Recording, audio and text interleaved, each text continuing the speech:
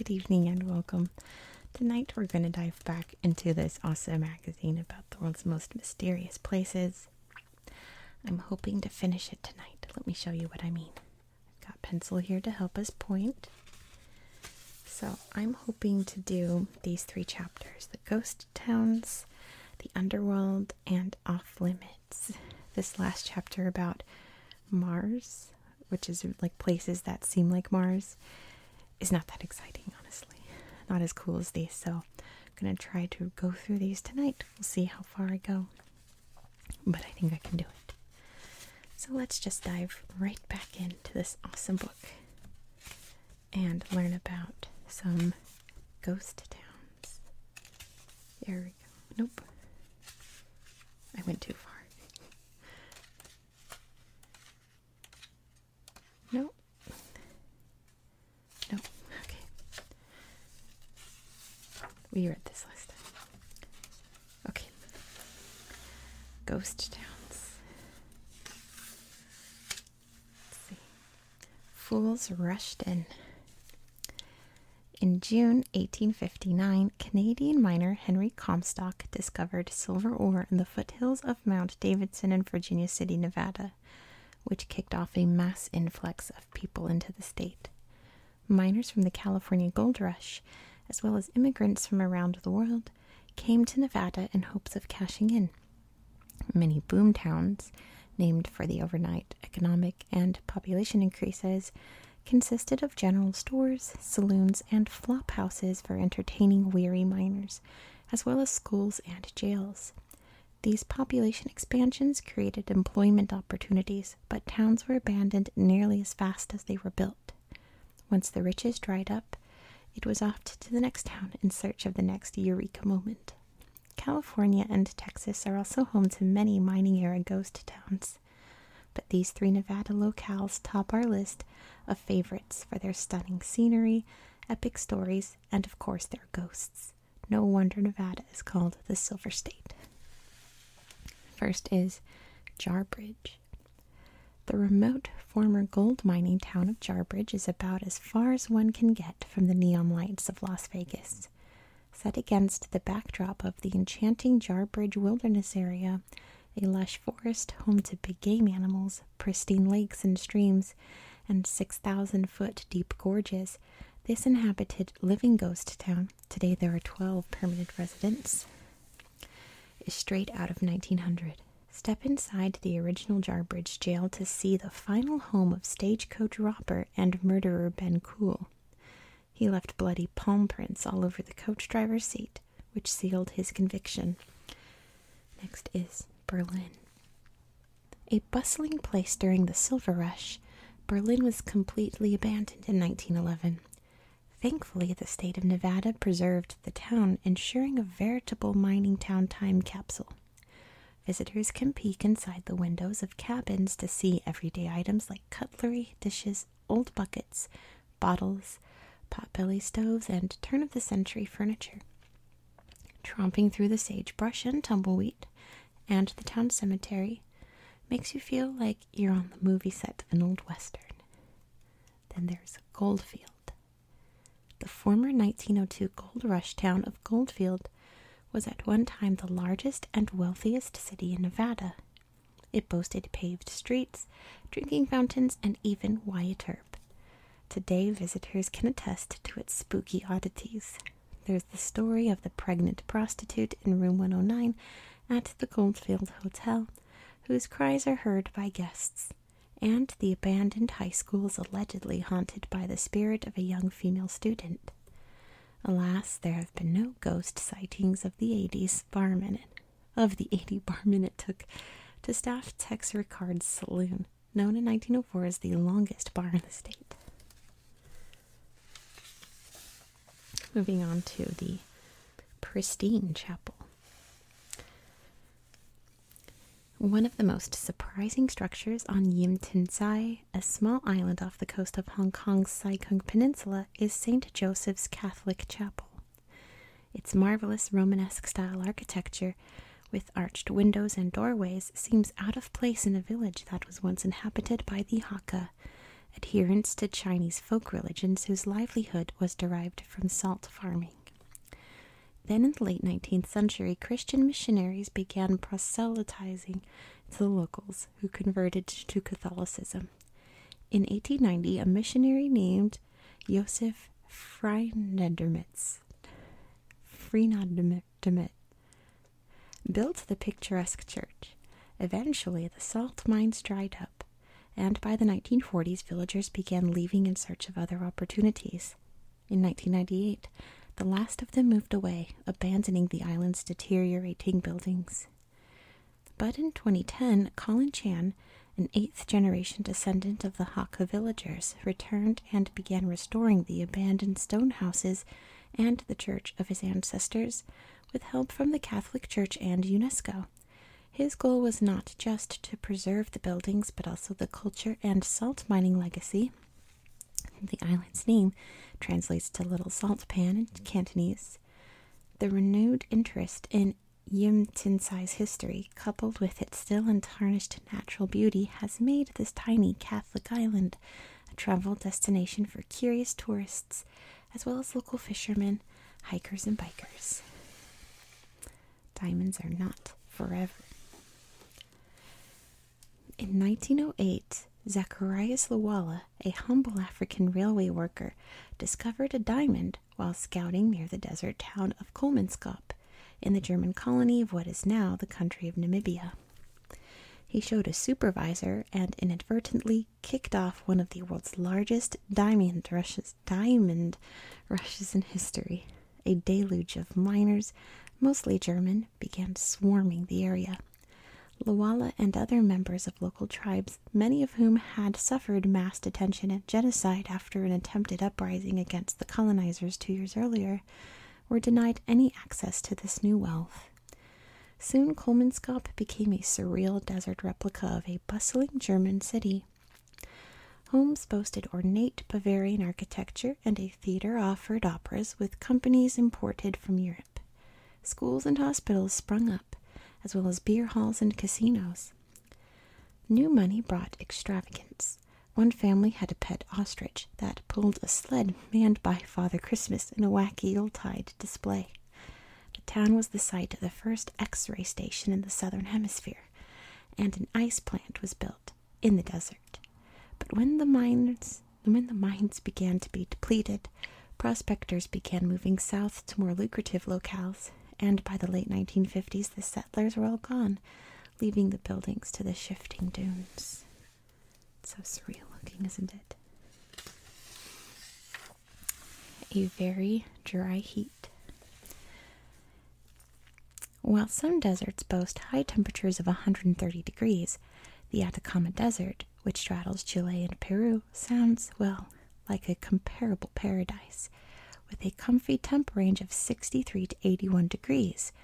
But leave your rain boots at home, the Atacama is the most arid place on Earth. Evidence suggests that during certain periods this desert has experienced zero rainfall for hundreds of years. These days, even the driest place on Earth isn't exempt from a few sprinkles. The annual average is 1 millimeter per year.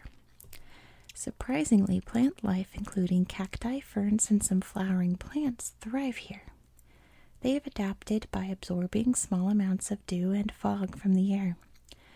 Some, like the Gara de Leon, even showcase bright red or yellow blossoms every few years. Within the Atacama Desert is a 435-mile-long, 12-mile-wide stretch known as the Nitrate Belt. In the 1880s, the mining of sodium nitrate to make fertilizer gave rise to several hundred mining towns. The abandoned town of Yungay, is that what it says? There's a dot there. Yungay, Peru, is so dry that scientists have measured its precipitation at 1/4 of an inch per decade. It's of particular interest to NASA for its hyper-arid Mars-like environment. Astrobiologists have used it to study conditions on the red planet without ever having to leave the Earth. Next is corporate housing at its worst. Better known as Gukanjima, or Battleship Island, Hashima Island is situated in menacing waters about 9 miles off Nagasaki, Japan. Its dark history began with the discovery of coal there in 1810. By the 1870s, mining was in full swing, and workers and their families began living and working on Gukanjima. Automaker Mitsubishi, which owned the island, tripled the size of the island via land reclamation. It also built a seawall to fortify the coast and concrete apartment buildings to house residents. The company also provided schools, hospitals, shops, public swimming pools, and entertainment centers. But an oasis it was not. For all of the amenities, working conditions were inhumane. In an effort to ramp up the output of coal during World War II, thousands of conscripted Korean civilians and Chinese prisoners of war were forced into slave labor under brutal conditions there. Many went hungry and died from malnutrition or exhaustion. After the war, the island became the most densely populated place on Earth, peaking in 1959 with more than 5,000 residents occupying just 16 acres of space.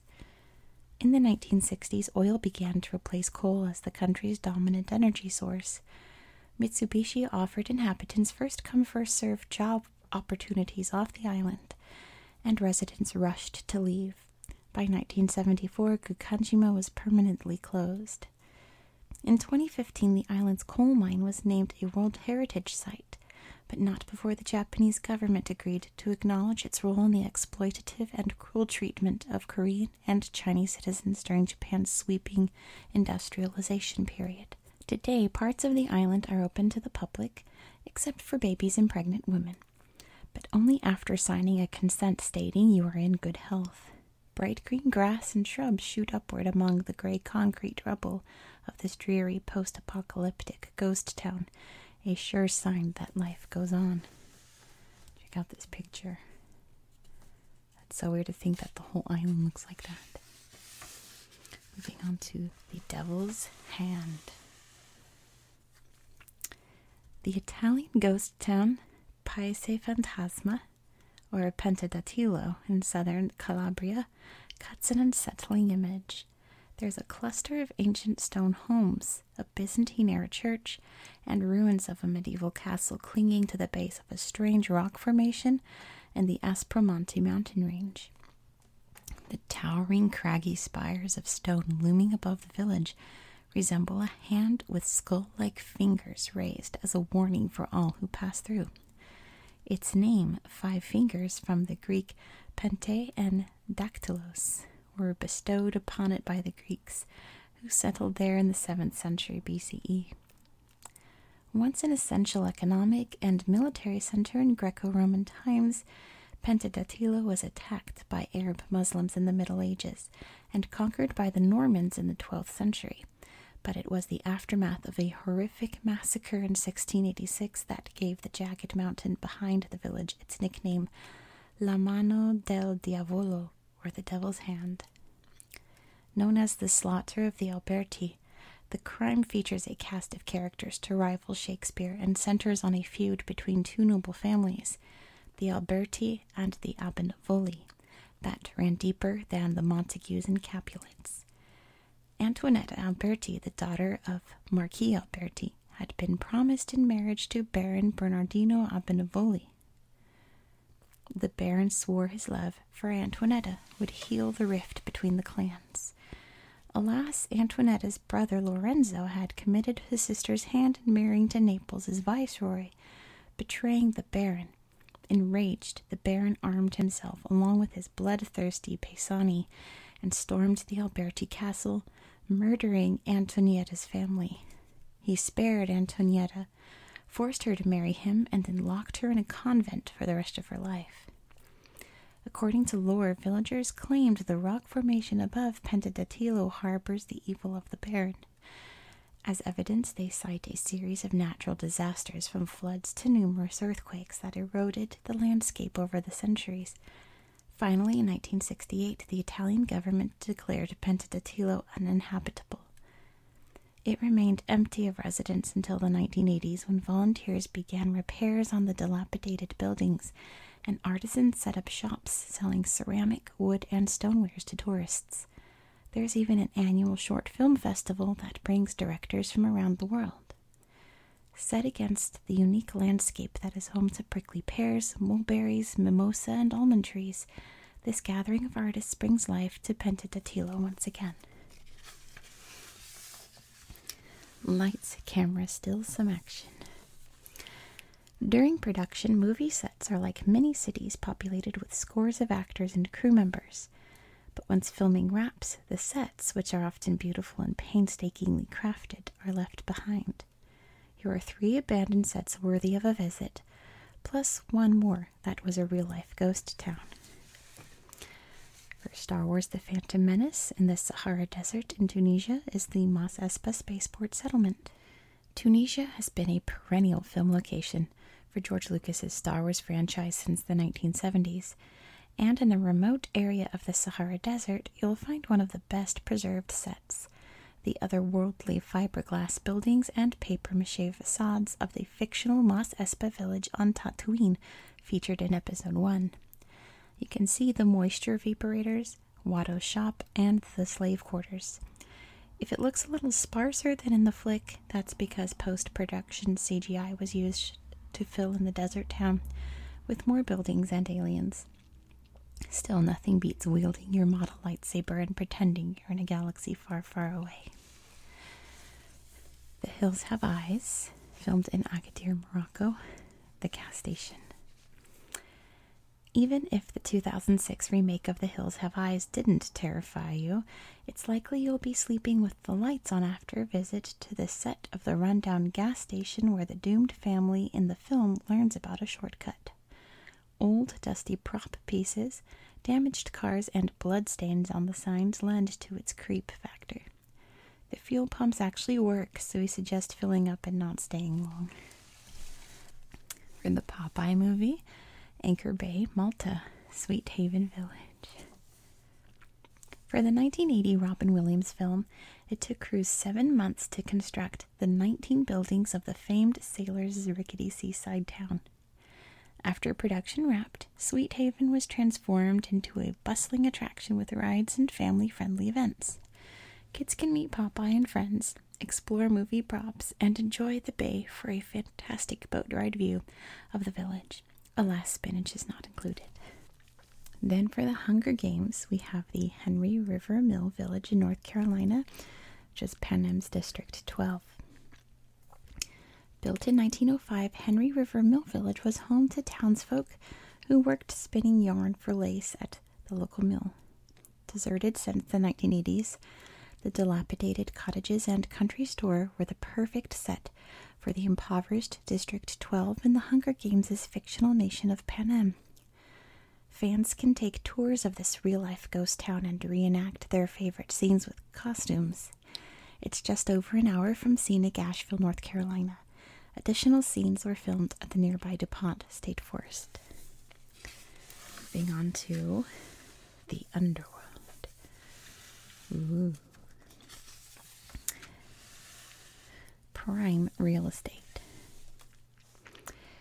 If your man or lady cave isn't quite cave enough, might we suggest the city of Guadix in the Granada province of southern Spain? There, for 90,000 euros, you can nab a 3-bedroom cave with rock flooring, fossils included, a stone-built kitchen, and a private courtyard perfect for parties. The whitewashed exterior is a nice contrast to the deep orange and brown mountain range out of which it is carved. For centuries, locals have been living in these dwellings known as trogloditas, from troglodyte, or human cave dweller, in the foothills of the Sierra Nevada mountains. And some of these caves have been passed down to members of the same family for thousands of years. Guadix's history dates back to the Stone Age, but the main town was founded by the Romans, who came to mine silver in the nearby hills. The Moors took over and ruled from the 8th to the 15th century. They erected Guadix Alcazaba, a stunning fortress that still stands today and has been featured in many movies. In 1492, the Catholic monarchy took control of the area and the Moors fled to the hills, where they built homes into the rock, which provided respite from the elements. Today there are over 2,000 cave dwellings, many updated with modern comforts, and locals are proud to show them off.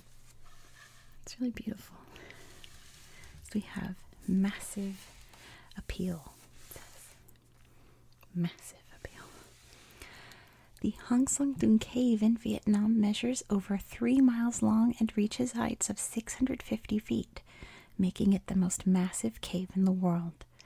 With its total size of 1.4 billion cubic feet, Son Doong could house an entire New York City block, including skyscrapers.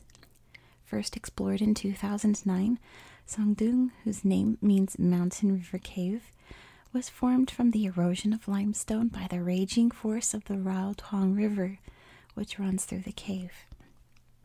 Inside, you'll find a labyrinth of passageways, some of them with their own ecosystems. In one area, 2 giant sinkholes that formed in the cave ceiling over 500,000 years ago allow streams of sunlight to pour in, making possible all manner of plant and animal life. In a section known as Watch Out for Dinosaurs, moss-covered rocks reveal a limestone floor covered with exposed animal fossils and breathtaking prehistoric flora and fauna. Giant stalagmites and rocky paths give way to ancient jungles. In 2019, Oxalis Adventure Tours, the only operator that can take you into the cave, invited a trio of expert British divers to explore the cave. They found an underwater tunnel connecting Hang Son Doong to the nearby Hang Ton Cave, adding 1.6 million cubic meters to the site's total volume. Wow. Next we have Under the Polish Sun. It says, from meandering military complexes to economic centers, an incredible array of secrets is concealed underneath Poland's surface. Here are 3 must-see sites.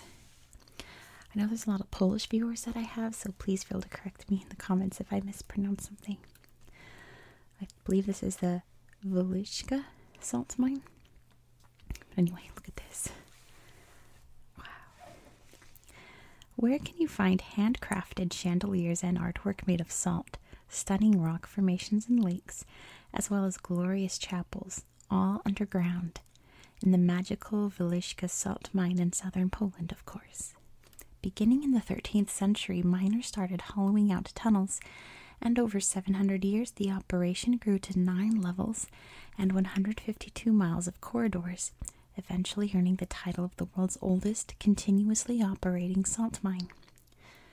The mineral was crucial to the Polish economy for centuries. Once it was all extracted, many of the caverns were transformed into fantastical ornate spaces used to host visiting royalty and world leaders. The mine ceased operation in 2006 and became a full-time tourist destination. While there may no longer be a live orchestra that plays for royalty, the inside remains simply breathtaking. Next is Project Reis. I'm not sure. From 1943 to 1945, Nazi Germany used forced labor to construct Project Reis, Giant, a network of 9 underground cities in the Ural Mountains. These subterranean shelters were built to protect weapon production from bombing raids. While the Allied forces eventually interrupted the work, a series of tunnels and buildings remain. Oszałka, near the town of Wałbrzych, is the second largest and most complete. The Allies removed much of the equipment, and the rest was lost to thieves, but visitors can still check out 2 large constructs known as the Gym and the Casino, the latter of which is 164 feet long and equipped with window openings, fireplace pipes, and chipboard for insulation. The Gym, meanwhile, contains traces of a railway, likely meant to link the cities. Then the Market Square of Krakow.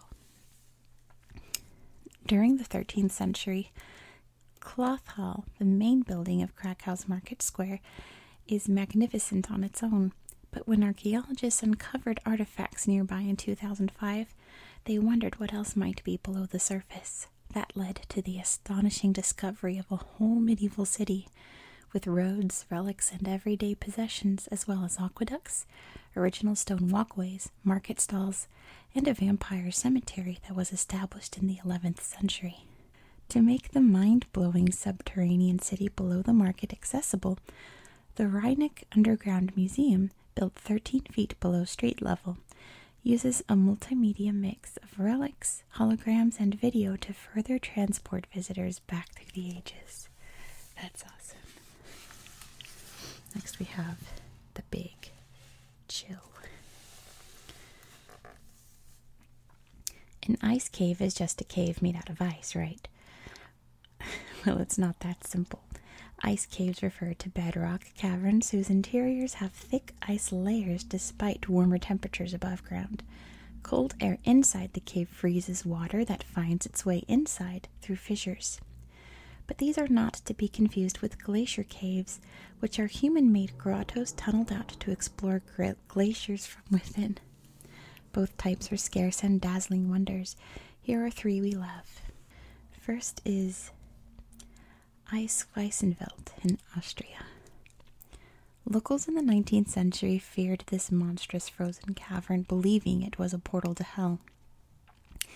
Perhaps it was the fierce wind that blows from the entrance that gave rise to this legend. Finally explored for the first time in 1879, the cave extends 26 miles into the Tennengebirge range of the Alps.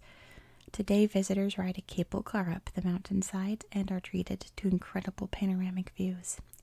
Once inside the Giants of Ice cave, narrow corridors and tunnels lead to the massive natural ice sculptures for which it was named. Since there is no electricity inside, these formations are illuminated by the guide's gas lamp, making them appear to dance in the flickering glow. Next is the Langjökull Ice Cave in Iceland. The largest human-made glacier cave in the world is open for business in the western part of the Langjökull Glacier in Iceland's western highlands. Dim LED lights guide visitors on the slippery descent inside the frozen wonder. If an close-up look at the thick layers of ice that have formed over 3,500 years isn't enough to thrill you, this incredible space has a specially built-out area that you can rent to entertain guests for a special event, such as a wedding. Alas, coats and mittens are not included. Then, La Mer de Glace in France.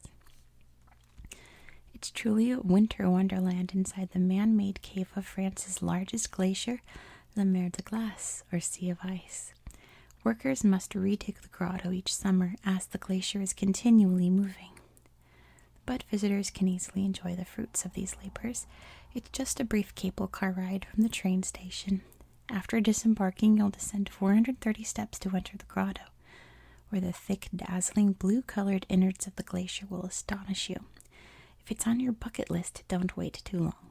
The melting glacier is receding by 229 feet annually due to the effects of climate change. It's a literal melting pot. Ooh, code red. When we think of a volcano's hot flowing magma, more often than not images of Mount St. Helens in Washington state, Krakatoa in Hawaii, or even Mount Vesuvius near Pompeii in Italy come to mind. But the reality is over 80% of volcanic eruptions happen where we can't see them, below the ocean's floors.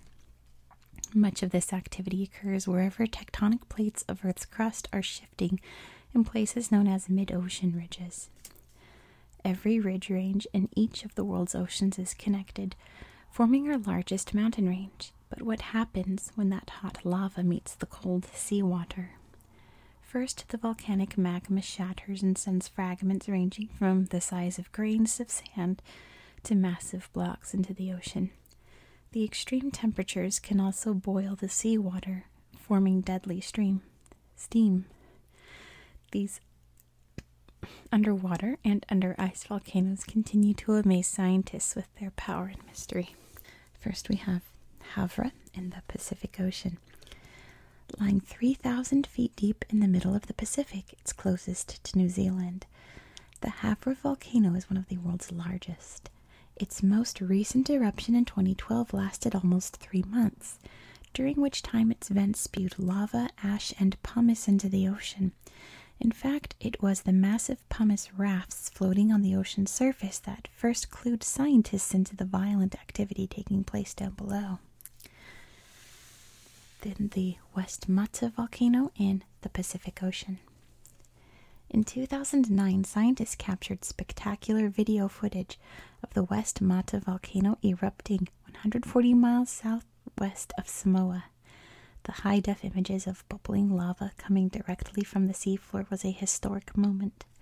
For the first time, we have been able to examine up close the way ocean islands and submarine volcanoes are born, said Barbara Ransom, PhD, program director at the National Science Foundation, which funded the Oceanic Mission. Then the Eureka ice volcano in Siberia. Dramatically deep craters are forming in the icy Siberian tundra. While studies are still underway on how they are created, scientists have proposed several theories. In one, experts posit that a zone of unfrozen soil beneath the former dried-out lake began to freeze gradually over time, and then the stress of this frozen soil was released in a powerful explosion. Scientists have also linked underground eruptions to a buildup of methane gas that breaks free as the ice and permafrost layers above ground are thawing due to rising temperatures caused by climate change. One more potential threat to our increasingly fragile global environment. Postcards from the Edge. And I think this is going to be the last one of the night because this is actually making me really sleepy. The world's first underwater post office opened in 2003 at Hideaway Island Resort off the coast of the island nation of Vanuatu in the South Pacific Ocean. Conceived to increase awareness of the diversity of coral reefs and sea life, workers process hundreds of waterproof postcards each day. A flag that floats above the water signals adventurers at the PO, which is staffed with one of 4 scuba divers for 1 hour each day, is open. Travelers can duck dive 10 feet downward or strap on some diving gear to hand off their mail personally.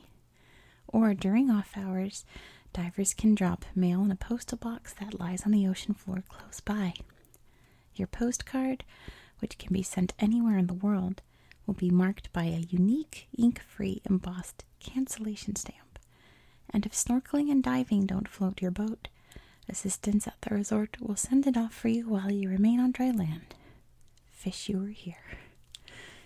Yeah, let's stop there. So next time, I guess I will read the Mars chapter so we can link that with this Off Limits chapter because this one's actually really interesting.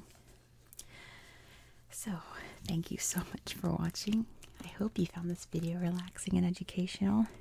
I hope you're as sleepy as I am now. My eyes are so heavy.